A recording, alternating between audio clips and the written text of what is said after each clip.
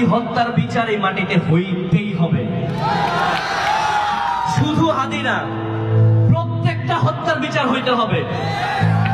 দীপদাস হত্যারও বিচার হইতে হবে, তোফাজ্জল হত্যারও বিচার হইতে হবে। কোন মৃত্যু আমরা মানব না। আমাদের ভাইয়েরা মারা গিয়ে এক রাজারে উৎখাত করছে না? যদি কোন রাজা স্বৈরাচারী করে আমরা আবার উৎখাত করব।